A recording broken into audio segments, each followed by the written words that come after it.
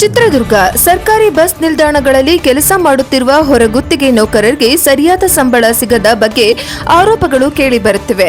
ಇನ್ನು ಚಿತ್ರದುರ್ಗ ಜಿಲ್ಲೆಯಾದ್ಯಂತ ಸರ್ಕಾರಿ ಬಸ್ ನಿಲ್ದಾಣಗಳಲ್ಲಿ ಕಸಗುಡಿಸಿ ಸ್ವಚ್ಛತೆ ಮಾಡುವ ಸುಮಾರು 30ಕ್ಕೂ ಹೆಚ್ಚು ಕಾರ್ಮಿಕರು ಇದ್ದು, ಖಾಸಗಿ ಕಂಪನಿಯೊಂದು ಕಾರ್ಮಿಕರನ್ನ ಕೆಲಸಕ್ಕೆ ನೇಮಿಸಿಕೊಂಡಿದ್ದು, ಈ ಕಾರ್ಮಿಕರು ಪ್ರತಿದಿನ ಸುಮಾರು 8 ರಿಂದ 10 ಗಂಟೆಗಳ ಕಾಲ ಕೆಲಸ ಮಾಡುತ್ತಿದ್ದು, ಪ್ರಯಾಣಿಕರು ಎಸೆದು ಹೋದ ಕಸ ಕಡ್ಡಿಗಳನ್ನ ಎತ್ತಿ ಹಾಕಿ ಬಸ್ ನಿಲ್ದಾಣವನ್ನ ಸ್ವಚ್ಛತೆ ಮಾಡಿ ನೈರ್ಮಲ್ಯ ಕಾಪಾಡುತ್ತಿದ್ದಾರೆ. ಆದರೆ ಇವರನ್ನ ಗುತ್ತಿಗೆ ಪಡೆದ ಕಂಪನಿ ಮಾತ್ರ ಈ ಕಾರ್ಮಿಕರಿಗೆ ಸರಿಯಾದ ರೀತಿಯಲ್ಲಿ ಸಂಬಳ ಕೊಡದೆ ಬೇಕಾಬಿಟ್ಟಿ ಸಂಬಳ ಕೊಡುತ್ತಿರುವ ಆರೋಪ ಕೇಳಿ ಬಂದಿದ್ದು, ಸರಿಯಾದ ರೀತಿಯಲ್ಲಿ ಕೆಲಸ ಮಾಡಿದ್ದು ಸಹ ಕಂಪನಿಯವರು ಸರಿಯಾದ ರೀತಿಯಲ್ಲಿ ಸಂಬಳ ಕೊಡುತ್ತಿಲ್ಲ ಎಂದು ಕಾರ್ಮಿಕರು ತಮ್ಮ ಅಳಲನ್ನ ತೋಡಿಕೊಂಡಿದ್ದಾರೆ. ಇನ್ನು ಈ ಬಗ್ಗೆ ಭ್ರಷ್ಟಾಚಾರ ವಿರೋಧಿ ಆಂದೋಲನದ ರಾಜ್ಯಾಧ್ಯಕ್ಷರಾದ ಹನುಮಂತಪ್ಪ ದುರ್ಗಾ ಅವರು ಈ ಒಂದು ನೊಂದ ಕಾರ್ಮಿಕರ ಪರ ಧ್ವನಿ ಎತ್ತಿದ್ದು, ಗುತ್ತಿಗೆ ಪಡೆದ ಕಂಪನಿ ವಿರುದ್ಧ ಆಕ್ರೋಶ ಹೊರಹಾಕಿದ್ದಾರೆ. ಇನ್ನು ಕಾನೂನು ಪ್ರಕಾರ ಯಾವುದೇ ಕಾರ್ಮಿಕರು 8 ಗಂಟೆಗಿಂತ ಹೆಚ್ಚು ಕೆಲಸ ಮಾಡಬಾರದು ಎಂದು ಕಾನೂನು ಇದ್ದರೂ ಸಹ ಇದನ್ನ ಪಾಲಿಸದೇ ಇದ್ದು ಕೊಡಬೇಕಾದ ವೇತನವನ್ನ ಸಹ ನೀಡದೆ ಅಕ್ರಮ ಎಸಗಿದ್ದಾರೆ. ಈವರೆಗೆ ಇಲ್ಲಿ ಕೆಲಸ ಮಾಡುವ ಕಾರ್ಮಿಕರಿಗೆ ಅವರ ಬರುವ ಸಂಬಳದ ಬಗ್ಗೆ ಸರಿಯಾದ ಮಾಹಿತಿ ಸಹ ನೀಡದ ಖಾಸಗಿ ಕಂಪನಿ ಪಾಸ್ಬುಕ್ ಸಹ ನೀಡದೆ ಸರಿಯಾದ ವೇತನ ನೀಡದೆ ಕಂಪನಿ ಭ್ರಷ್ಟಾಚಾರ ಎಸಗಿದೆ.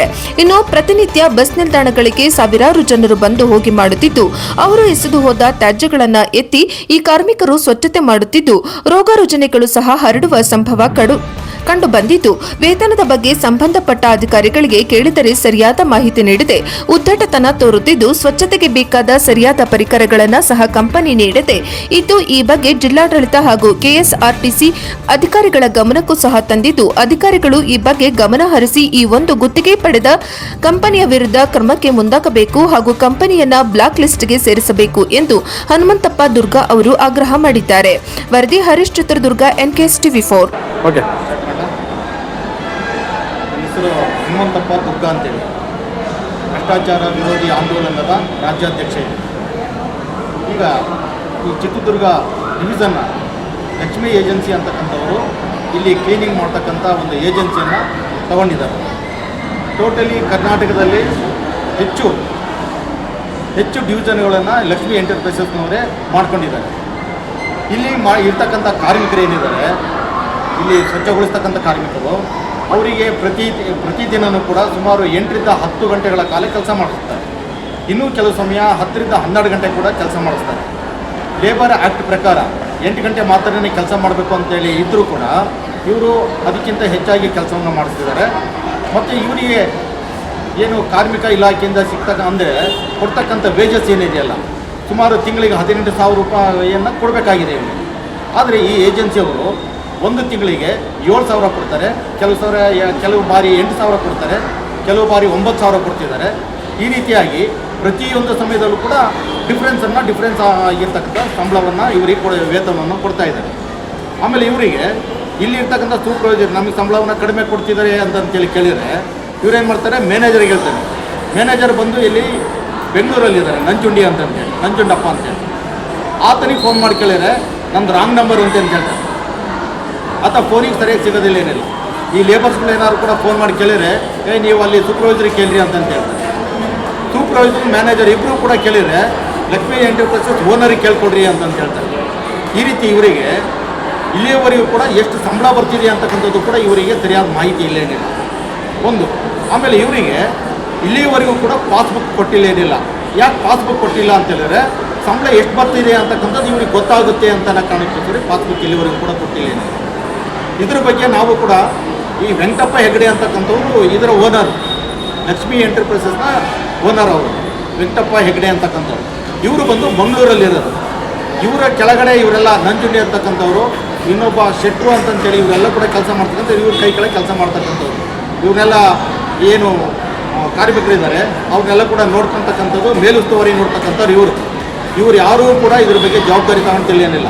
ಇಲ್ಲಿ ಕ್ಲೀನಿಂಗ್ ಮಾಡೋಂಥ ಸಮಯದಲ್ಲಿ ಇಲ್ಲಿ ಇಡೀ ಬೇರೆ ಬೇರೆ ಜಿಲ್ಲೆಗಳಿಂದ ಜನಗಳು ಬರ್ತಾರೆ, ಪ್ರವಾಸಿಗರು. ಇಲ್ಲೆಲ್ಲ ಕೂಡ ಅವ್ರಿಗೆ ಕೆಲವು ರೋಗ ರುಜಿನಗಳಿರ್ತವೆ. ಆ ರೋಗ ರುಜಿನಗಳು ಇರ್ತಕ್ಕಂಥವನ್ನೆಲ್ಲವನ್ನೂ ಕೂಡ ಇವ್ರು ಕ್ಲೀನ್ ಮಾಡಬೇಕಿಲ್ಲಿ. ಇವರು ಉಗುಳಿರ್ತಕ್ಕಂಥದ್ದು ಮತ್ತು ಟಾಯ್ಲೆಟ್ ಮಾಡಿರ್ತಕ್ಕಂಥ ಇವನ್ನೆಲ್ಲ ಕೂಡ ಇವ್ರು ಕ್ಲೀನ್ ಮಾಡಬೇಕು. ಇವರಿಗೆಲ್ಲ ರೋಗ ರುಜಿನಗಳು ಬಂದರೆ ಇದಕ್ಕೆ ಯಾರು ಹೊಣೆ? ಮತ್ತು ಇವರಿಗೆ ಸರಿಯಾಗಿರ್ತಕ್ಕಂಥ ಪರಿಕರಗಳಿಲ್ಲ, ಹ್ಯಾಂಡ್ ಗ್ಲೌಸ್ ಇಲ್ಲ, ಏನು ಮಾಸ್ಕ್ ಇಲ್ಲ, ಆಮೇಲೆ ಇವರಿಗೆ ಸರಿಯಾದ ರೀತಿಯಾಗಿ ಏನು ಕ್ಲಿನಿಕಲ್ಲಿ ಕೊಡ್ತಕ್ಕಂಥ ಯಾವುದೇ ಸೌಲಭ್ಯಗಳು ಕೂಡ ಇವರು ಸಿಗ್ತಿಲ್ಲ ಏನಿಲ್ಲ. ಆ ಕಾರಣಕ್ಕೋಸ್ಕರ ನಾವು ಜಿಲ್ಲಾಧಿಕಾರಿಗೆ ಆಲ್ರೆಡಿ ಕಂಪ್ಲೇಂಟ್ ಮಾಡಿದ್ದೀವಿ. ಈ ಲಕ್ಷ್ಮಿ ಎಂಟರ್ಪ್ರೈಸಸ್ನವರು ಈ ರೀತಿ ಜನಗಳಿಗೆ ಅನ್ಯಾಯ ಮಾಡ್ತಿದ್ದಾರೆ ಕಾರ್ಮಿಕರಿಗೆ. ಇದನ್ನು ಬ್ಲ್ಯಾಕ್ ಲಿಸ್ಟಿಗೆ ಸೇರಿಸ್ರಿ ಅಂತಂತೇಳಿ ನಾವು ಜಿಲ್ಲಾಧಿಕಾರಿಗಳು ಕೂಡ ಒಂದು ಮನವಿ ಮಾಡಿದ್ದೀವಿ. ಅವರಿಗೆ ದೂರನ್ನು ಕೂಡ ಕೊಟ್ಟಿದ್ದೀವಿ. ಇದರ ಬಗ್ಗೆ ಜಿಲ್ಲಾಧಿಕಾರಿಗಳು ಕೂಡ ಹೇಳಿದ್ದಾರೆ. ಇದ್ರ ಬಗ್ಗೆ ಸಾಕಷ್ಟು ಕಂಪ್ಲೇಂಟ್ ಇದೆ. ಇದ್ರ ಬಗ್ಗೆ ನಾನು ಎಷ್ಟು ಬ್ಲ್ಯಾಕ್ ಲಿಸ್ಟಿಗೆ ಸೇರ್ತಕ್ಕಂಥ ಕೆಲಸವನ್ನು ಮಾಡ್ತೀನಿ ಅಂತೇಳಿ ಮಾನ್ಯ ಜಿಲ್ಲಾಧಿಕಾರಿಗಳು ಇದರ ಬಗ್ಗೆ ಒಪ್ಕೊಂಡಿದ್ದಾರೆ. ಮತ್ತು DC ಅವರು ಕೂಡ KSRTC ಡೀಸೆಲ್ ಕಂಟ್ರೋಲರ್ಗೂ ಕೂಡ ಹೇಳಿದ್ದೀವಿ. ಇದನ್ನು ಆದಷ್ಟು ಬೇಗನೆ ಇವ್ರ ಬಗ್ಗೆ ಕ್ರಮ ಕೈಗೊಳ್ತೀನಿ ಅಂತ ಹೇಳಿದ್ದಾರೆ. ಇದ್ರ ಬಗ್ಗೆ ಕ್ರಮ ಕೈಗೊಳ್ಳಿಲ್ಲ ಅಂತ ಹೇಳಿದ್ದಾರೆ. ನಾವು ಸುಮಾರು ಅಂದರೆ ಈ ಕಾರ್ಮಿಕರು ನಮ್ಮ ಡಿವಿಷನಲ್ಲಿ ಸುಮಾರು 35 ಜನ ಇದ್ದಾರೆ. 35 ಜನರು ಕೂಡ ಕೆಲಸವನ್ನು ಸ್ಥಗಿತಗೊಳಿಸಿ ಇವರು ಮುಂದೆ ಸ್ಟ್ರೈಕನ್ನು ಮುಷ್ಕರವನ್ನು ಮಾಡ್ತಾರೆ. ಆ ಮುಷ್ಕರಕ್ಕೆ ನಾವು ಮುಂದೆ ಬೆಂಬಲವನ್ನು ಕೂಡ ಕೊಡ್ತೀವಿ ಅಂತಕ್ಕಂಥ ಮಾತನ್ನು ಈ ಸಂದರ್ಭದಲ್ಲಿ ಹೇಳೋದಕ್ಕೆ. ಇದು ಯಾವ ಏರಿಯಾ ಬರುತ್ತೆ? ಇದು ಯಾವ ಏರಿಯಾ ಅಂತ ಹೇಳಿದ್ರೆ ಯಾವ ಡಿವಿಷನ್ ಬರುತ್ತೆ? ಇದು ಚಿತ್ರದುರ್ಗ ಡಿವಿಷನ್ಗೆ ಬರುತ್ತೆ. ಚಿತ್ರದುರ್ಗ ಡಿವಿಷನಲ್ಲಿ ಸುಮಾರು 8 ಡಿಪೋಗಳು ಬರ್ತವೆ. 8 ಡಿಪೋಗಳಲ್ಲಿ ಹೊಳಲ್ಕೆರೆ ಒಂದು ಇದರಲ್ಲಿ. Okay sir, thank you madam.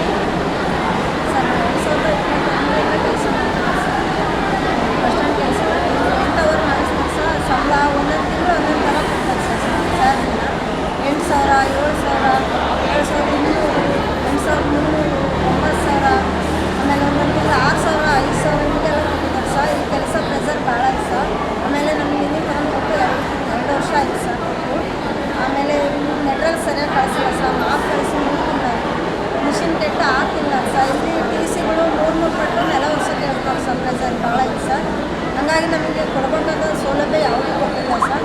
ಆಮೇಲೆ ನಿಗದಿವಾಗಿ ಎಷ್ಟು ನಮಗೆ ಸಂಬಳ ಇತ್ತು ಅಂತಲೂ ಗೊತ್ತಿಲ್ಲ ಸರ್. ಇದುವರೆಗೆ 5 ವರ್ಷ ಆಯಿತು ಸರ್ ನಾವು ಮಾಡೋಕ್ಕಂತೆ. ಅಷ್ಟೇ ಸ್ಯಾಲ್ರಿ ಕೊಡ್ತಿದ್ದಾರೆ ಸರ್. ಪಾಸ್ಬುಕ್ ಕೊಡ್ತಿಲ್ಲ, ATM ಕೊಡ್ತಿದ್ದಾರೆ ಸರ್. ಮೊಬೈಲಿಗೆ ಮೆಸೇಜ್ ಬರೋಲ್ಲ, PF ಯಾವುದೂ ಮೆಸೇಜ್ ಬರ್ತಿಲ್ಲ ಸರ್. ನಮ್ಗೆ ಭಾಳ ಅನ್ಯಾಯ ಆಗ್ತದೆ ಸರ್. ಸಂಬಳ ಇರೋದು ನೋಡಿದರೆ 15,000 ಅಂತ ಹೇಳ್ತಾರೆ ಸರ್. ಅದರ ಕೊಡುತ್ತಿರೋದು ಮಾತ್ರ ಅರ್ಧಕ್ಕರ್ಧ ಕಮ್ಮಿ ಕೊಡ್ತಾರೆ ಸರ್. ನಾವು ಬಡವ್ರು ಭಾಳ 8 ಅವರ್ ಕೆಲಸ ಸರ್. ಕೊಡಲಿಲ್ಲ ಕೊಡ್ತಾರೆ ಸರ್ ಈ ಕೆಲಸನ ಮಾಡ್ತೀವಿ. ಒಂದೊಂದ್ಸತಿ ಅವಾಗೆಲ್ಲ 2-3 ತಿಂಗಳು 24 ಗಂಟೆ ಬೆಳಗ್ಗೆ 6 ಗಂಟೆಯಿಂದ ಸಂಜೆ 6 ಗಂಟೆ ತನಕ ಕೆಲಸ ಮಾಡಿಸಿದ್ದಾರೆ ಸರ್. ತಿಂಗಳಿಗೆ 4 ರಜೆ ಅಂತ ಹೇಳ್ತಾರೆ ಸರ್. 2 ರಜೆ ಕೊಡೋಕ್ಕೆ ಬೈಕ್ ನಮಗೆ ರಜೆ ಕೊಡ್ತಾರೆ ಸರ್. 2 ರಜೆ ಆಬ್ಸೆಂಟ್ ಹಾಕಿ ನಿಮಗೆ ಆಬ್ಸೆಂಟ್ ಮೇಲೆ ನಾನು ನಿಮ್ಮ ಸ್ಯಾಲ್ರಿ ಕೊಡ್ತೀನಿ ಅಂತ ಹೇಳ್ತಾರೆ ಸರ್. ಸಂಬಳ ಜಾಸ್ತಿ ಕೇಳಿದ್ರೆ ಬಿಟ್ಟೋಗ್ರಿ ಅಂತಾರೆ ಸರ್. ಸಂಬಳ ಜಾಸ್ತಿ ಕೇಳಿದರೆ ಬಿಟ್ಟೋಗ್ರಿ ಅಂತಾರೆ. ಇಲ್ಲ ಆ ಊರವರು ಈ ಊರವರು ನಿಮ್ಗೆ ಇಷ್ಟ ಇದ್ರೆ ಮಾಡಿರಿ, ನೀವು ಬಿಟ್ಟೋಗ್ರಿ ಅಂತ ಹೇಳ್ತಾರೆ ಸರ್. ನಾವು ನ್ಯಾಯವಾಗಿ ಸಂಬಳ ನಾವು ಕೇಳೋದೇ ಕಷ್ಟ ಇದೆ ಸರ್. ಯಾವ ಏಜೆನ್ಸಿ? ಲಕ್ಷ್ಮಿ ಏಜೆನ್ಸಿ. ಯಾವ ಊರು? ಎಲ್ಲಿದೆ? ಬ್ರಾಂಚ್?